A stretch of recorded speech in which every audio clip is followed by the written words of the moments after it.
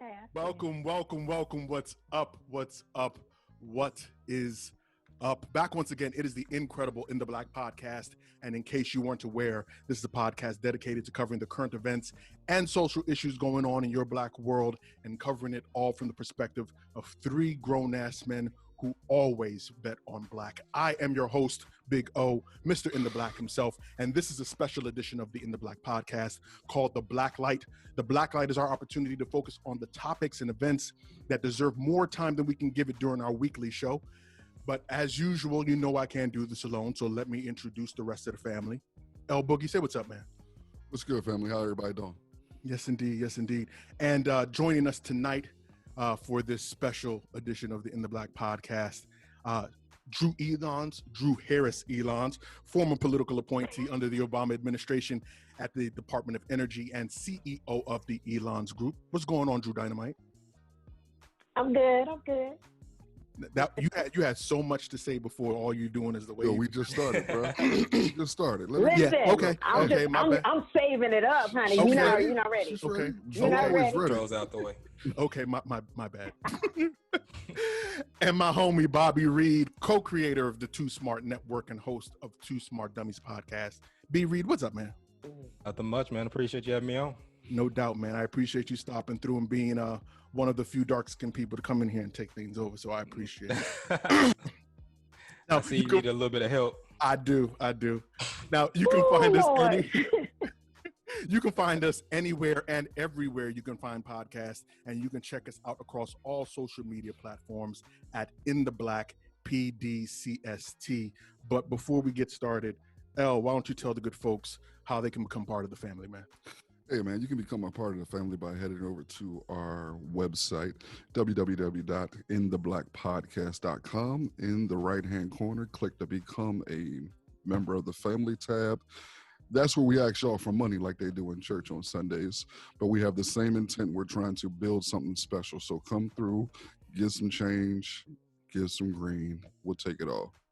Yeah, no doubt. I guess this is under somber circumstances that we're doing this edition of the Black Light. But on February 23rd, 25-year-old Ahmaud Arbery went for a jog like he normally does in his hometown of Brunswick, Georgia, when he was confronted by two armed white men, father and son, Gregory and Trevor McMichael, in their pickup truck. In the video that's since gone viral, and we're not going to share that video because we don't really indulge in tragedy porn, but in the video that's since now gone viral, you can see that the two men are trying to corral and I guess accost Arbery. They followed him apparently because they thought that he was quote unquote involved in a burglary. In the video, you can see that Ahmaud is trying to avoid the two men when he's approached by Trevor McMichael, who's carrying a shotgun. The two men fight over the gun, and Ahmaud is ultimately shot and killed. At the time, no arrests were made, and both men were walking around scot-free until this video went viral and public outcry caused the current DA, and I put that in quotations, the current DA, to request the arrest of the McMichaels, which was yesterday, May 8th. We're going to start it off by just talking about our feelings. I know all of us have watched the video at this point. All of us are informed about the content of the video, then I apologize. So we're going to let Sister Drew go ahead and start it off. What did you think, Sister Drew? So emotionally, it was really, really, really hard. Like, we're already dealing with being sheltering in place and all the emotions and all of the drama and trauma and everything that we're dealing with that, and not understanding all of that. And then this layer on top of it, right? So one, it's here we go again. I did watch like a snippet or the frozen screen, but I could not see him fight for his life. I could not watch that. The fact that the person was a former law enforcement officer, the fact that it took months in order for them to bring them, even to arrest them. But because we've all raised our voices, It just broke my heart. My heart was broken for the mother and the father, the family, the community. It just brings back all the other fears that I have as a mom of a Black son and as a wife of a Black man. Neither of my son nor my husband can pass but for Black. Mm-hmm. So to know that, even when we moved to where we moved to, I literally, and I'm just going to tell y'all this, we first moved here, and it's not bad. I mean, it is what it is, right? But I remember, and some people are like, oh, you're Maryland, is a blue state, whatever. I'm from the South. I know what this is all about. But I even wanted to send a letter with our picture, because we have a book for all the family members, to all the addresses, and saying, hey, we're in town. We just moved. This is where we are. You'll see us around. This is my son. This is my husband. The fact that came across my mind, and the fact that even when my husband says, okay, I'm going to go for a jog, and it's like dust, I'm just sitting at the windows, because we have all windows, and I'm just watching, waiting on him to come back. I'm like, he says it only take him 15, 20 minutes. Like, he needs to hurry up. Like, what's going on? What's taking him so long? It's just so much. It's heavy. It's heavy. It's heavy. And with all of the amount of privilege that we have, and I'm just saying, just economically where we are, the opportunities that me and my husband had, the opportunities my son has had, like, it doesn't matter. We Black. And right now, our lives still don't matter. And it's hurtful. It's just hurtful. And I'm tired. And like I said on a live, I'm sick and tired of being sick and tired. So that's where I am. Understood. B. Reed, man, what about you? Oh, so man, we're not even safe in a quarantine. So we're like out here, and it's actually what happened to him is like one of my biggest fears, because I like to jog and stay athletic. I live in the South, predominantly white neighborhood, and I promise you, every time I'm jogging, I think of stuff like, man, what if someone throws something and hit me while I'm on the side of the road just running for no reason, So I kind of take one headphone off just to kind of be conscious of my surroundings. And that type of pressure is something that most people, like the other side, doesn't really understand. Those are the fears that they put in Black men. Like, we literally can't do nothing without thinking about how it may infect us, how somebody's going to get us. You know what I mean? You have to always be aware of what's going on around you. I listened to you guys' previous episode, and I think it was you, that said when white ladies walk on the street, you just automatically go to the side. Yeah. It's funny because that's exactly how I feel. I never want to be on the same side as a white lady, because they're the most dangerous people on earth. So it just makes you always feel like you're unsafe, you're uncomfortable, no matter where you get in life. It doesn't matter if, everybody at your job knows you well, knows that you're a good dude.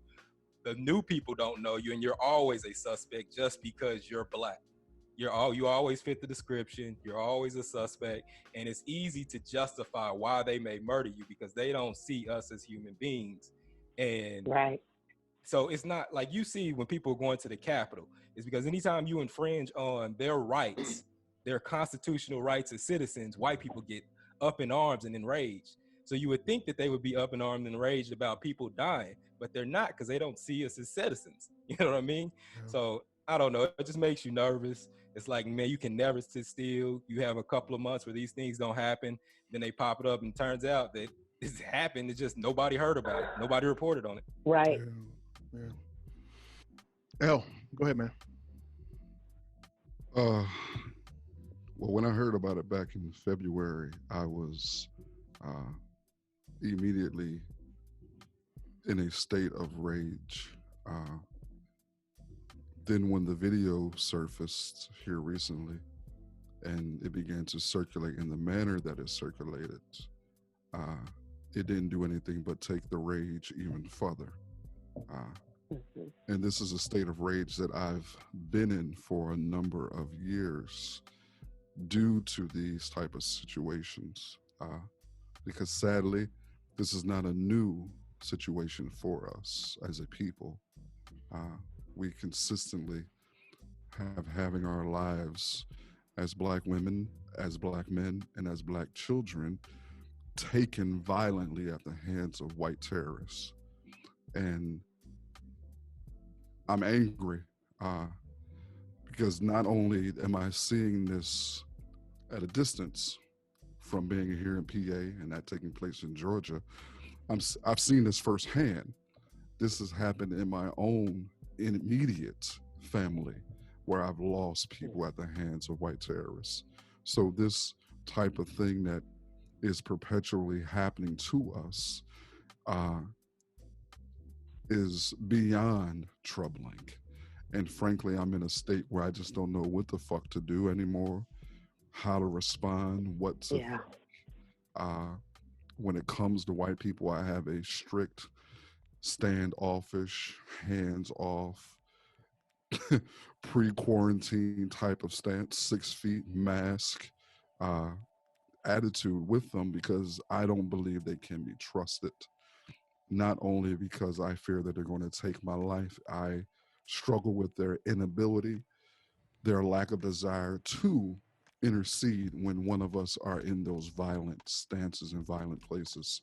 So I'm struggling with figuring out a way to navigate a world where I am the minority and I have to deal with these people who I believe don't wish me and my people any well good.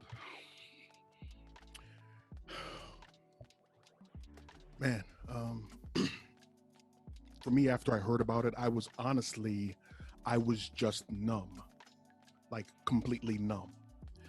Not numb because it's not something that's tragic, not numb because it's not something that's worth attention, not numb because it's not something that is terrible and horrific, but numb because this has become, unfortunately, the norm. This is our normacy, unfortunately, for Black men, Black women, Black children. After hearing about it, the first things I thought about were the countless other folks, the countless other hashtags that we've had to deal with, listen to, push up on social media, and memorize by name. I can probably tell you more names of those people that we know of, unarmed Black men and women that were killed at the hands of either police or vigilantes, quote unquote, than I can tell you of those representatives in Congress and Senate. First thing I thought about was Trayvon Martin. I thought about Tamir Rice. I thought about Philando Castile. I thought about this young man, I forget his name and I apologize, the young man that was protecting his girlfriend in Florida and was shot right in front of her, shot and killed in front of his son while protecting his girlfriend because of a vigilante that provoked an instigation and just happened to be armed.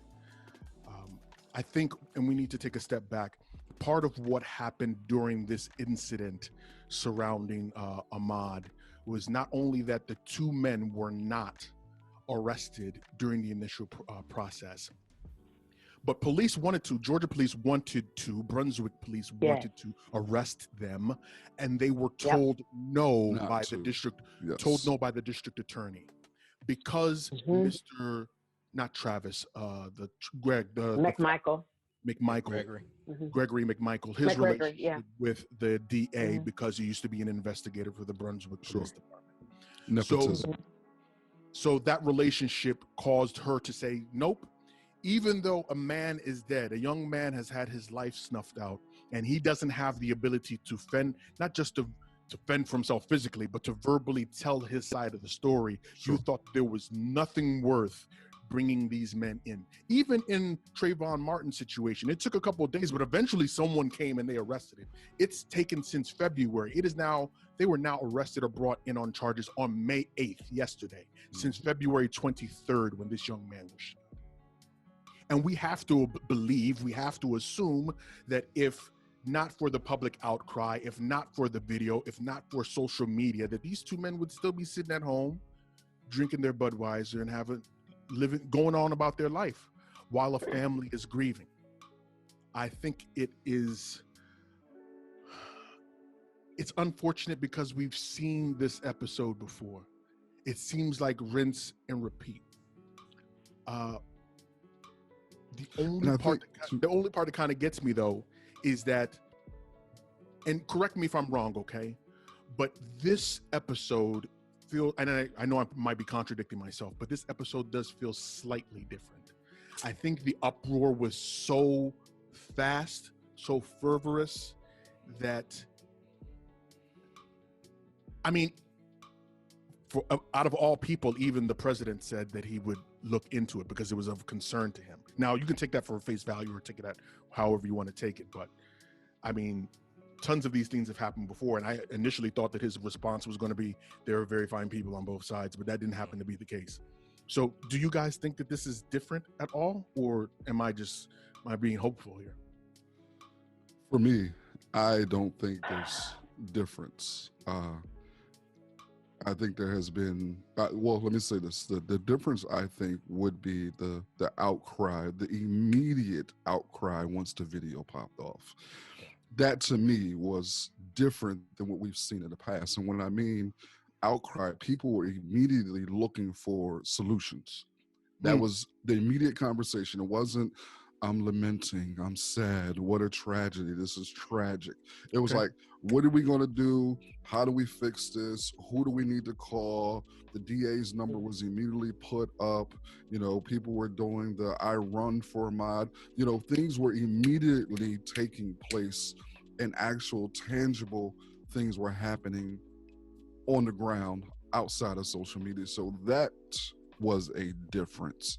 So, but I think the point that I wanted to make before is that immediately when the news came up, it was almost like you can plot the steps of what was going to take place. You knew that the SOP, the standard operating procedures when this type of things happen. You know, they're going to denigrate his life. They're going to look for some way to say he was a no good SOP.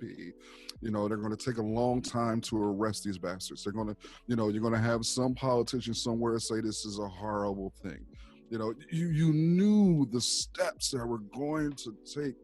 And I think for me, that was as troubling as his murder, because like, damn, the same steps are taking place over and over again. So yeah, those would be the difference there. But to agree with what you're saying is the reason why it was so effective and fast is because unfortunately we've seen a lot of these. So now the steps are more in place of what you need to do to actually get results, because we've had so many of these things happen since the Trayvon Martin case. So unfortunately it's because you know how to get action, what buttons to push. So it seems like people are following the same script, but it's also leading to, you can't even say that, because you have, the biggest part about this is, you think about it, we don't know the level of corruption that is happening without film. So now even when you need film, it's still 50-50 if they even get arrested. So just think about what happens if there's no film involved. Like, you have to actually have video. And how it got leaked is because it went to that defense attorney. So I actually believe the clip that they sent, I think they thought that would prove that they're innocent, because that's just a small piece and it's actually in their favor. But when they found out that he was with the crew, now it turned against them. But I think the defense attorney had that because he gave it over, thinking that that would show self-defense. But you have to have video to even get an arrest, which is nuts. Yeah. He actually did say the friend, he was the pal of, quote unquote, the pal of the McMichaels. And he did say he released the video because he wanted there to be clarification about the situation and that there were a lot of misconceptions about what happened. And quote unquote, he said specifically that if he had just stopped and put his hands down and listened to them, fuck do I have to stop? He would have been alive. Right. That's the white privilege. Right. Why? So the problem with that is that he thought that that man, Ahmaud, had no right to run in the neighborhood, and therefore his friends had the right to stop him. So therefore, if I show the video, then that means I'm going to show that they were in the right. So that's number one. Because if you remember, they said, oh, they have a right, whatever kind of law there is in Georgia, not just stand your ground, but the citizen's arrest. Like, you have a right to say, no, you do not. And you do not have a right to bring your gun and think I'm going to let you just shoot me or tell me what to do, right? So anyway, how do I think it's different? is because the Bureau of Investigation is is involved. And once they got involved, I read the article when they said it only took us 48 hours to arrest. So once the case was turned over, 48 hours to arrest. And then they were talking about, we're going to also go back and investigate the beginning of the investigation of this. So there are two things that's going on here. They're going to handle this. We're going to investigate this, what happened, and we're also going to investigate what happened behind the scenes and why we just now getting to it. And the third thing that I just really want, when we start talking about, when we get to the point of solutions, but I want people to understand how important voting and advocacy, because advocacy is what raised the voice, but how important that these votes matter, right? So you got everybody local that was voted upon, district attorney, prosecutor, you got that. But then the problem that's gonna happen, that even if the FBI and the others come in and investigate, this current administration has already rolled back everything that happened in the Obama administration about holding state and local law enforcement in. Yep. So when we think about, we ain't mad about who we voted for, oh boo boo. When he asked you, what do you have to lose? Your very life. That's what you have to lose, and no justice for it. So it's going to be interesting. I'm glad the Georgia Bureau of Investigations are involved. I'm glad that things are moving. I am excited and happy that it happened on his birthday. I'm excited and happy that this is a gift, or the beginning of the gifts that his mother is receiving for Mother's Day weekend. But my God, this right here, when you start thinking about all those other things that are taking place, this shows you that they hunted this man down like a dog. And killed him. And that's what the video showed. Because I'm like, why is somebody just standing there videoing, like in their car, following around? Oh, okay, this was all planned. That shows me this was planned. Now this is planned. There's a second video, but it's of him going into the house and running out. So basically, it's just a house under construction. It was almost built, and he's like, we can't verify it's him because you can't see the video. It's from a security camera from another person's house. I've heard about the video. I haven't seen it though. Yeah, he runs in like through the garage or something like for a couple of seconds, and then you see him run out. But I'm saying that even if that's the case, because that's what they're trying to use, because for citizen's arrest, you have to witness the crime. So these videos, they think that they're witnessing something that they're not. Like, it's not illegal for me to go into a house under construction. Even if I did, what am I going to take in broad daylight? The most that could have happened was trespassing. That could have been the most to happen, man. Right. And when I was looking at the New York Times article and they had the police report, that's what they had on there. They had criminal trespassing as part. They had like 4 different things that they were reported out there for. And that's the police report, which they were trying to say is why a citizen's arrest would be valid, because they witnessed him from security footage. And I believe that house is right next door to the McMichaels. And they say that they witnessed him and they witnessed him a day before going to a house and take something. That's what they're trying to use. That's nonsensical. But just so you know, go ahead, Sister. Go ahead. I was just going to say, the other thing is, in the 7 weeks prior, there had not been any break-ins. There had not been anything that's going on. Nothing happening. So there was no even reason to think that this man was trying to do anything. And if you think it, call your police. Really, don't call the police on black guy, but I'm just saying. Well, he's a police officer. That should have been the smart thing for him to do in the first place. He knows not to do that. He should have called the police. Law enforcement. Right. Call them. He still, it's only been since May that he wasn't like involved with them. So he still feels that sense of authority that he has. And obviously he still has all those connections, because you saw that the second prosecutor had to recuse himself because his son was in the prosecutor. So there's deep ties. Because of the relationship. And I think that's an aspect that's not often talked about in these cases, excuse me, is the nepotism. Is the connection that each one of these people have to someone else, that they know someone else who knows someone else who knows someone else who can make sure you're not arrested for murdering somebody. to have that type of connection to be able to do that.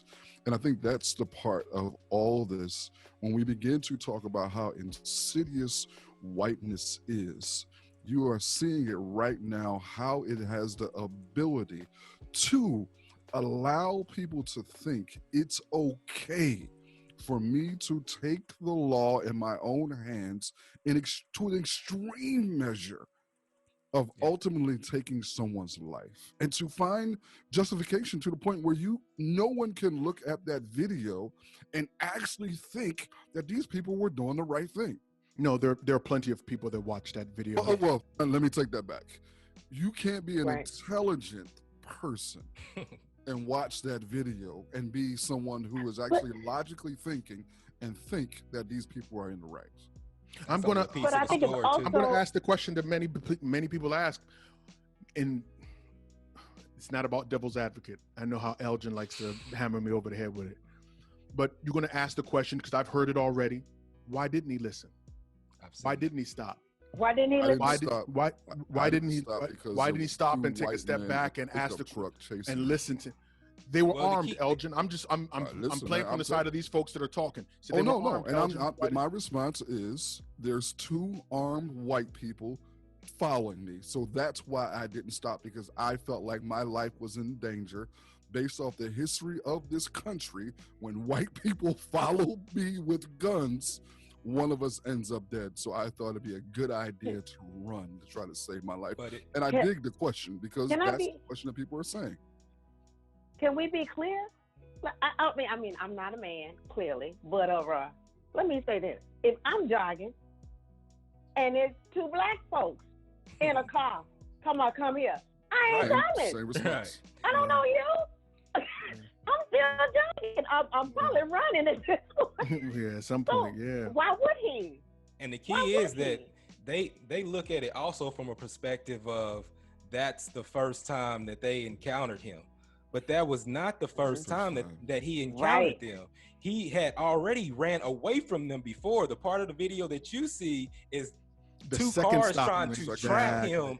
And at that point in time, he's like, I have to fight for my life because I've already tried to run away from these guys and they're chasing me down. That's the part that a lot of these people that are watching don't realize, is that this isn't their first encounter. He didn't just pull up and say, hey, stop, friend. They had chased him for a while. Yeah. This is, as we've already stated, we are now on the 3rd district attorney. The 1st district attorney didn't want them to be arrested, and ultimately had to recuse herself because of the relationship that she's already had with Gregory McMichael. The 2nd district attorney, because of an additional relationship, recused himself, but only after saying that he's seen the video and he thinks that the stop and the incident was completely legal. Thirdly, we now have a new district attorney that, instead of trying to prosecute it outright, has now requested for a grand jury to oversee the video. Now, once again, I try not to be a pessimistic person, but we've seen how the story ends when a grand jury gets involved, especially a grand jury of our peers, quote unquote, in the South. So I'm still holding out hope. I think that a lot more people, allies included, have seen this video and thought to themselves that, yes, this doesn't make any sense. But once again, we've seen this script before. What are you holding out hope for? I'm holding out hope that it goes beyond the grand jury. Okay, let's take a step back. I think part of the process that we ultimately see ourselves in situations like this is that we praise the judicial system when they are arrested, or when they're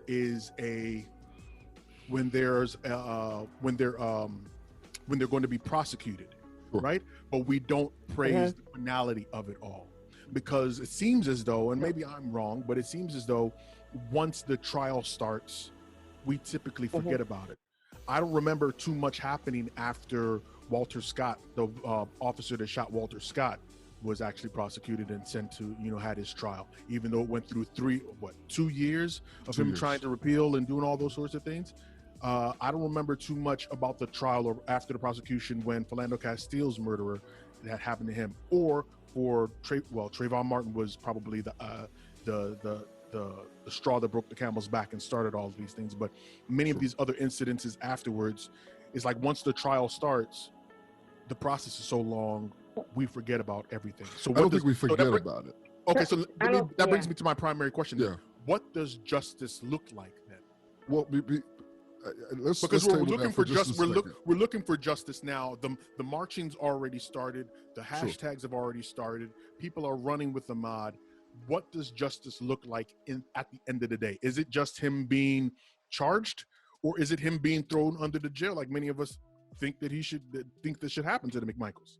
Well, let me just piggyback off of that initial point. I don't think we forget about it. I think for a number of reasons, we just have zero faith in the system. So once people get into the system, it's conditioned within us legitimately, I believe, that these people are ultimately going to get off based off of a long track record of white people killing black folks and getting away with it, essentially. So I don't think forget about it. And I don't hold it against you because I don't think that's the words that you're actually looking for. But the justice aspect, for me, I don't know what justice looks like. I didn't know what justice looks like with the last brother. I didn't know what justice looked like for the last sister. I didn't know what justice looked like for the last black child. I don't know what justice looks like when we are treated in that manner. I have a difficult time believing that the same system that I believe allows these things to take place is going to end up giving me some semblance of justice.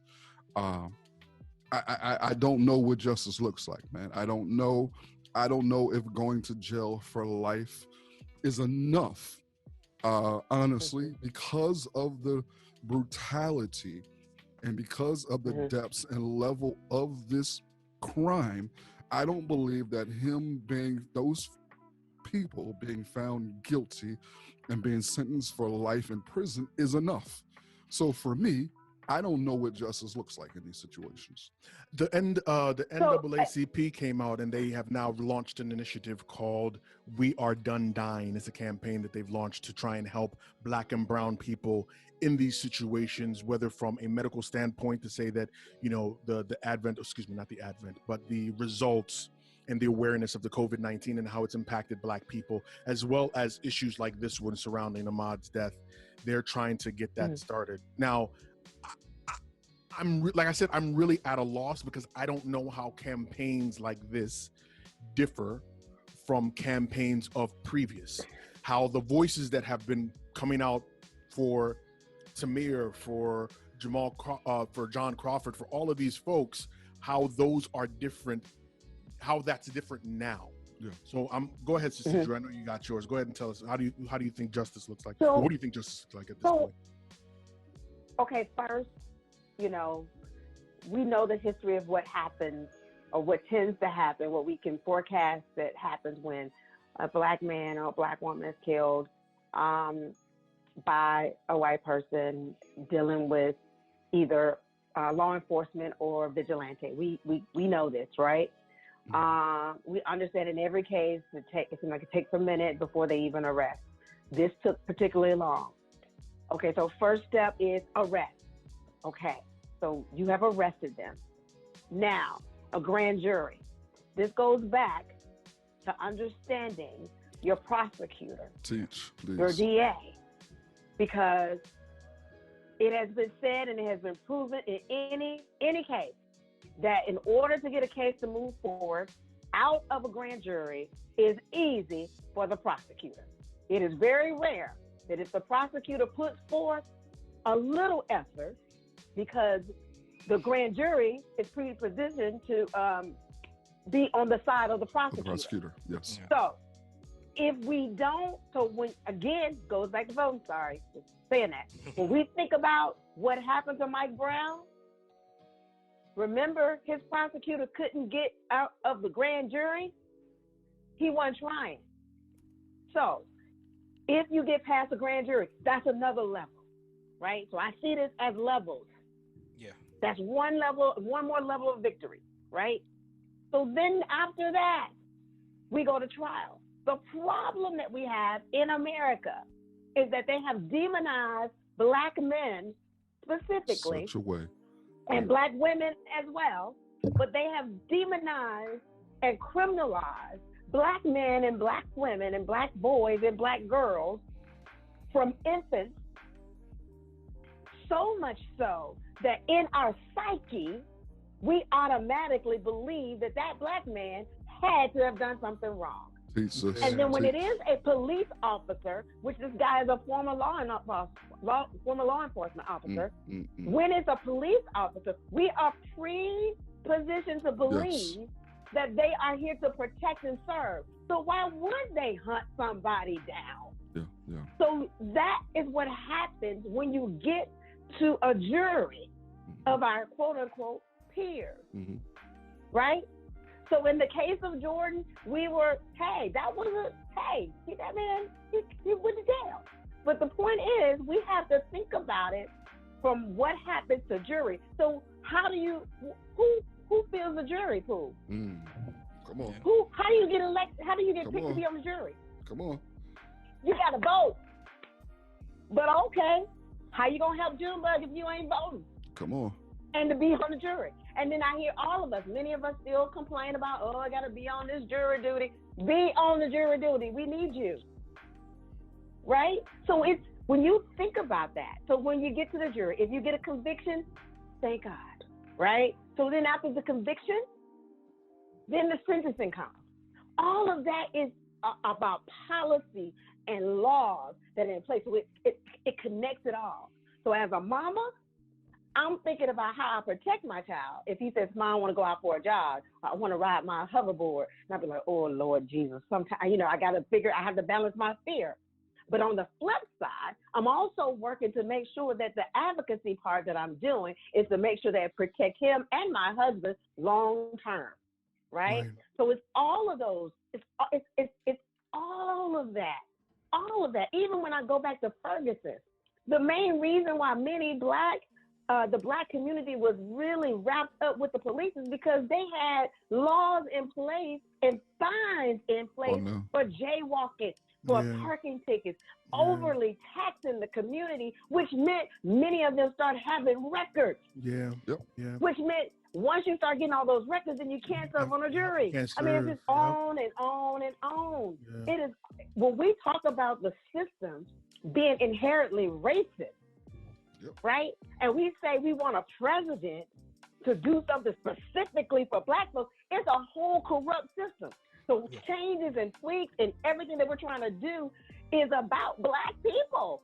The others too, but I'm Black. So that's where my focus is. I'm Black. I see right? When we're talking about all these different things that's out there, it's impacting us. It's impacting us. So those are, to me, it's levels. Let's get them arrested. Thank God. Let's get a grand jury. Making sure the prosecutor is on his P's and Q's, because it ain't nothing but a ham sandwich for him. He can prosecute a ham sandwich. He can prosecute this. Get these people out of the grand jury. Then you got the jury.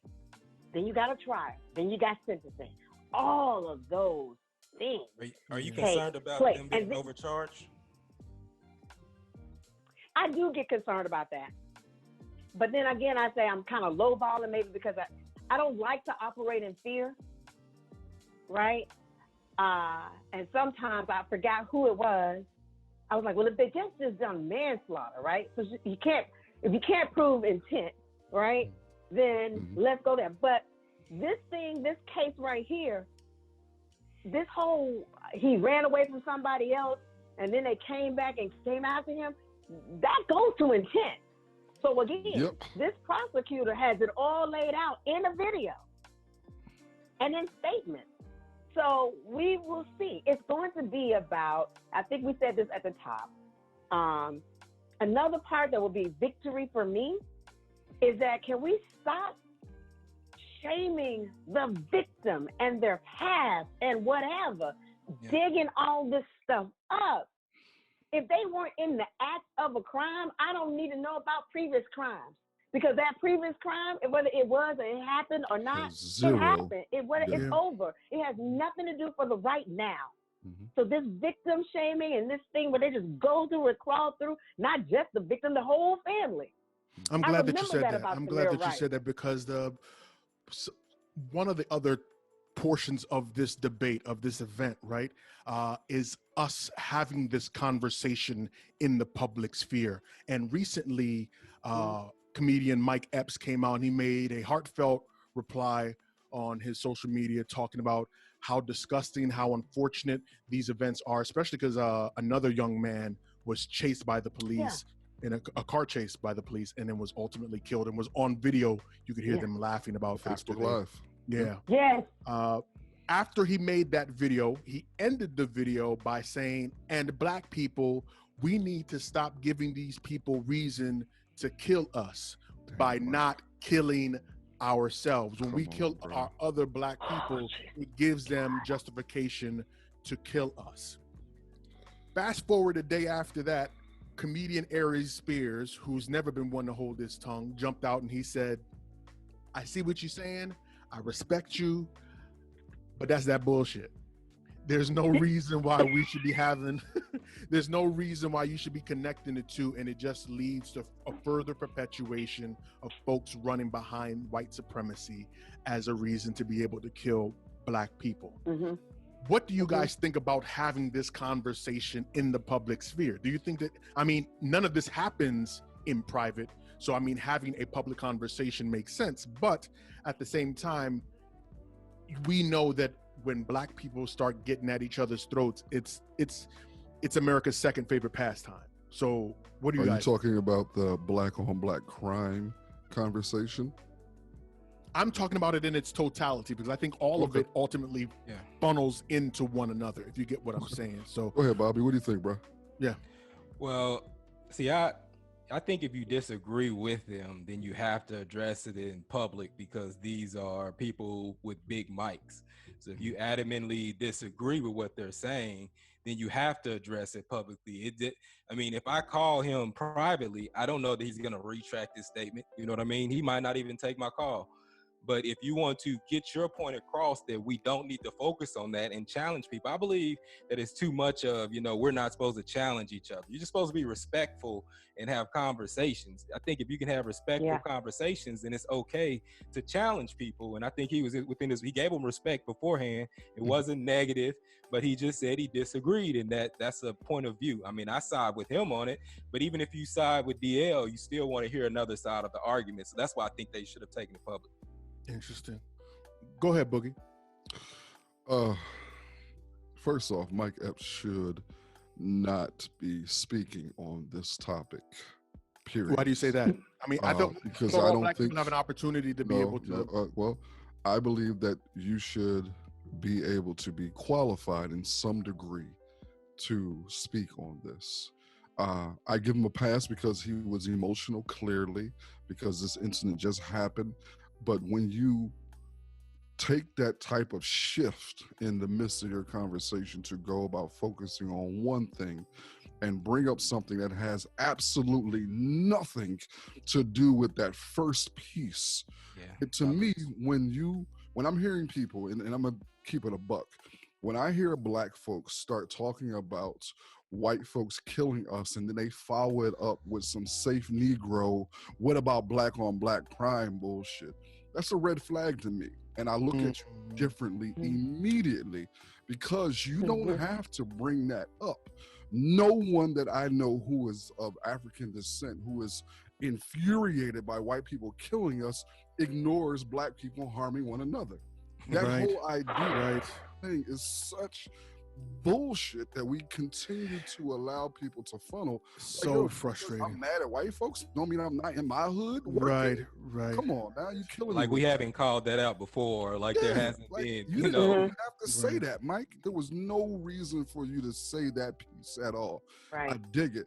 And then for Aries Spears to come back and say it, I love the fact that he addressed them directly, mentioned their names, and gave them respect for their profession and their impact on his life, and then addressed it particularly.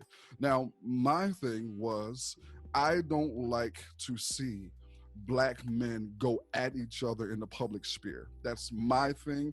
I don't like seeing us on social media arguing publicly so other people who are not us can watch and get their rocks off from seeing us do it. This didn't take place yet. And my prayer is, because Aries handled it in the manner that he did, that it won't turn into that. It won't turn into them going back and forth at each other. That someone, Cedric, who is watching, who's an elder statesman, could intervene if it goes that way. But my concern when I mentioned it was, when we black men have issues with one another, social media is not the place for you to air Big L out because you have a problem with me. I will give you my number. We can have a conversation. We can articulate our feelings, and then we can go our separate ways without it turning into what we have a history of these things turning into. So that was my caution and concern. But so far, I've handled it like gentlemen. What do you think, Sister Drew? I think I might agree. I mean, I agree with Bobby on this one in a sense that I don't believe we have to go back and forth. We really don't. We need to be able to have adult conversation, and I think it's important for others to see that we can have adult conversations. But when you have a big platform, and you say some stuff like that, that it has to be checked, and with love. Or bless his heart, but no, right? And then the other larger point that Elgin pointed out was about I can be fighting in my community about making sure my community is safer so that the house that I decide to buy in my community can actually be an investment in my family, right? So I can be doing that. I can be doing that, and I can also raise all kind of hell as it relates to what somebody else is doing, and especially the police, who are supposed to be protecting and serving, right?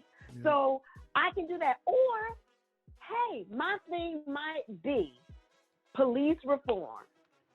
That just might be my thing. It doesn't mean I don't care about black on black crime. By the way, there's no such thing as black on black crime. There is crime. No, that's right. And crime happens out of convenience, right?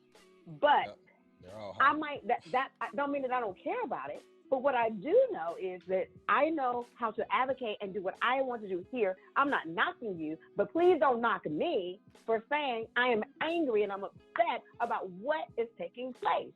Yeah. And part of our anger, part of my anger is not really focused on that the guys were white and killed Ahmaud. That's the issue. Yes. White supremacists, yes. My problem is the system that is allowing them to get by with it. Yeah.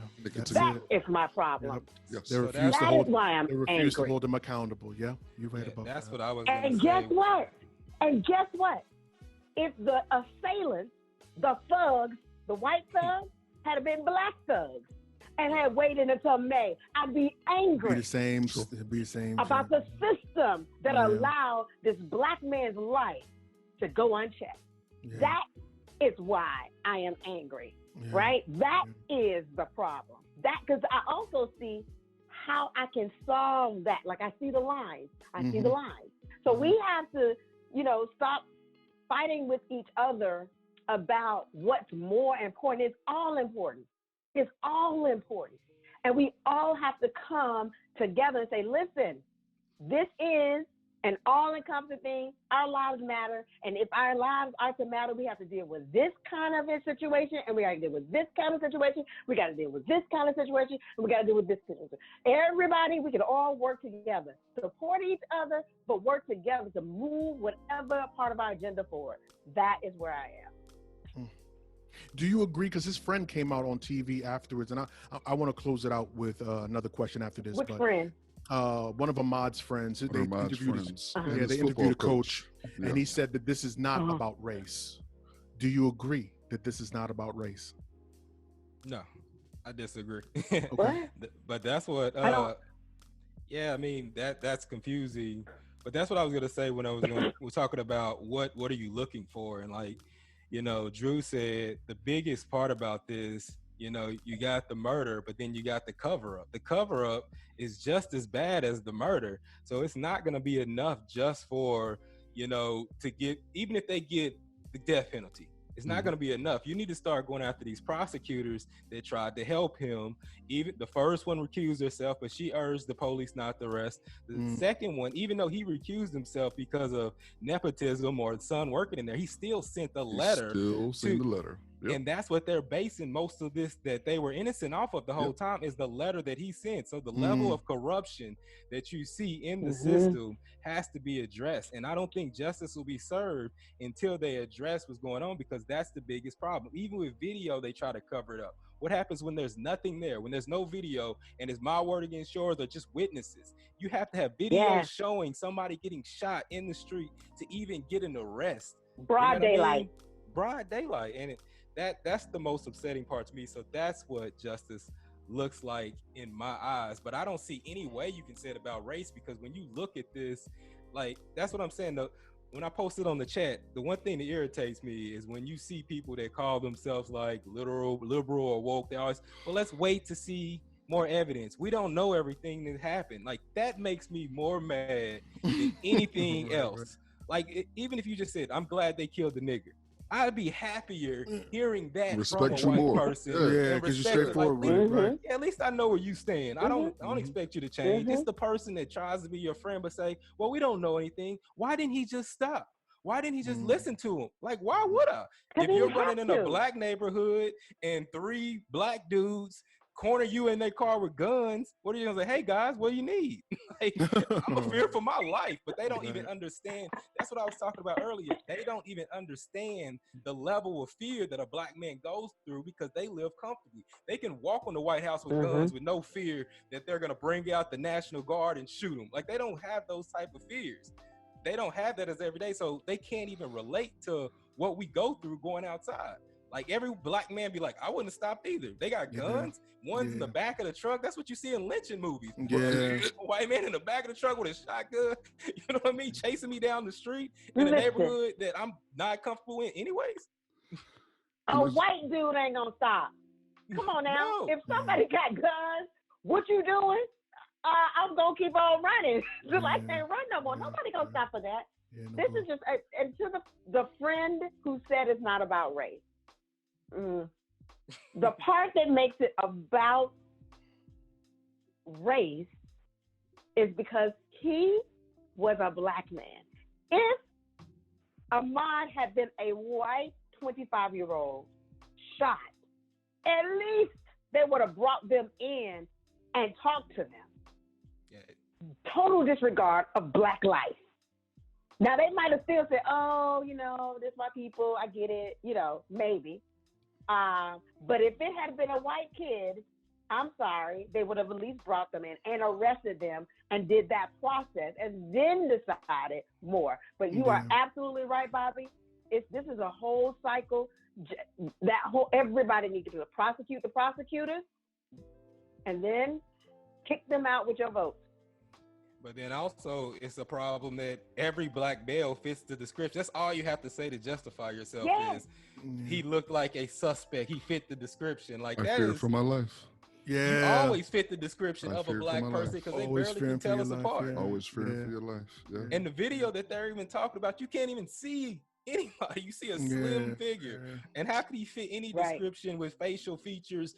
You're not even close enough on any of those cameras. Yeah.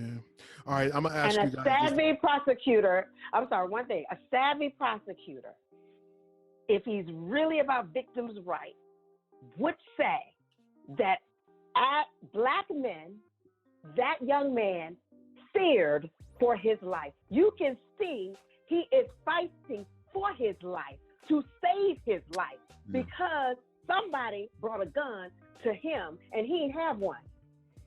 So that's what a savvy prosecutor. If you're going to close, I'm going to need some Matlock kind of stuff. I'm going to need a real prosecutor. Yeah. Given that, and I'm glad you segued into it, our last question, and it doesn't have to be very deep, but I'm going to ask the $1 million question. What do you guys think will happen? Do you ultimately think that they've already been arrested? Do you think that they're going to be acquitted, or do you think that they're going to go to jail? It scares me. I think that all the evidence is stacking up for an scapegoat. The Georgia Bureau of Investigation, they give me a little hope. But I mean, if you're looking at the things that they're trying to piece together, the arrest is just the first part. I mean, then you got to charge them. It's how they charge. That's why I asked that earlier, because a lot of people said that Trayvon Martin, what happened is that they overcharged him, and you have to prove something per the books and the laws.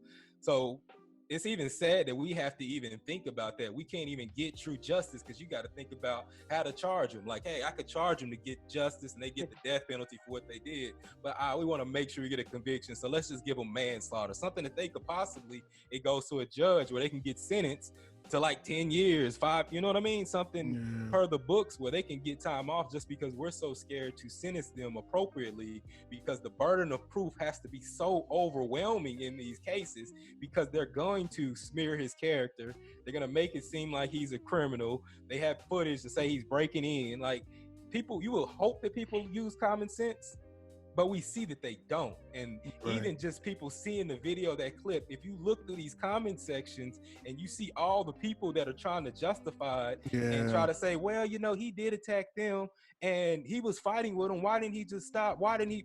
You see, that's the type of things you're going to encounter on a jury also. And that's the scariest part about it, is this isn't a home run. As much evidence as you feel like you have, they are preparing to smear his character and make him look bad. They've had 2 months to prepare this case. They've been preparing for this. Go ahead, Drew. Do you think they're going to get tried appropriately or not? So my first disclaimer is I don't know the criminal law in the state of Georgia. And so there are some states that allow you to bring multiple charges, and the judge has the opportunity that when before the juror, this is after grand jury, I'm 95% sure they'll get out of grand jury and they'll formally be charged.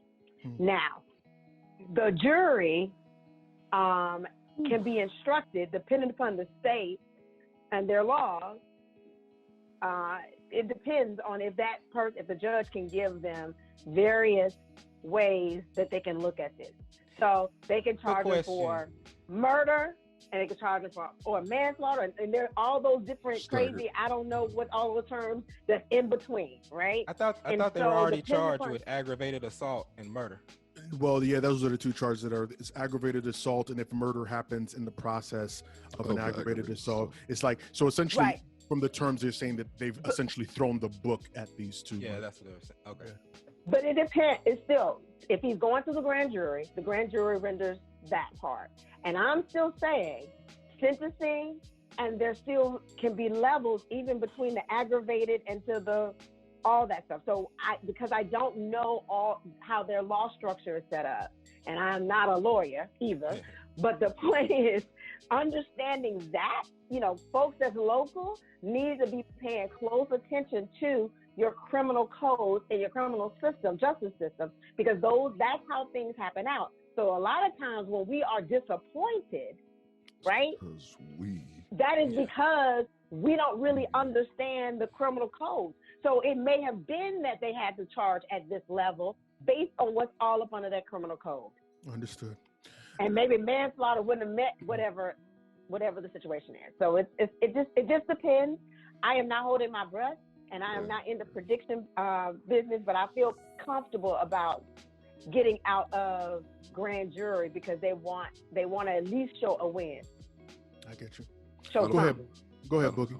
I don't know, and I'm gonna leave it at that particular point. I have no idea. I can't get myself in a position where I'm hopeful, and just purely based off of what I've seen, what we've witnessed. And then me being hopeful, I'm actually putting some trust into the system that I don't have any trust in.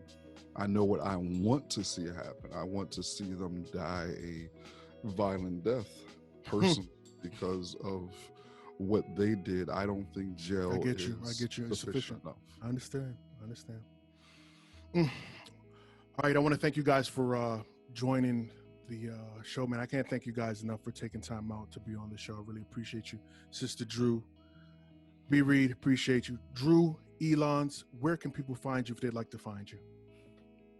I am on Twitter and Instagram at Drew Elons. That's at DRUEALONS. No doubt. B. Reed, where can people find you if they'd like to find you, man? You can find me on Instagram. That's at 2 Smart Network.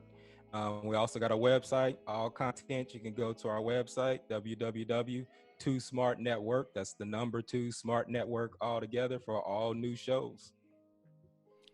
Boogie, I know people hate you, but where can they find you if they'd like to find you? Yeah, they already know. Send the hate mail. We got motherfuckers been sending. Yeah, they're gonna send it. I'm expecting tons of letters. So go ahead. I said, what's up? No doubt. Where can people find you if they'd like to find you, man? At Elgin Bailey on Twitter, man. Holla at me. No doubt. And I am Big O, Mr. In the Black. You can find me on Twitter and on Instagram at MR_In the Black. And I want to thank you guys for joining us for this special edition of the In the Black podcast. Remember, we want to hear from you. Help us continue these conversations by reaching us at our on all social media at In the Black PDCST. That's on Facebook, Twitter, and on Instagram. And as always, informed, intelligent, in the black. Peace.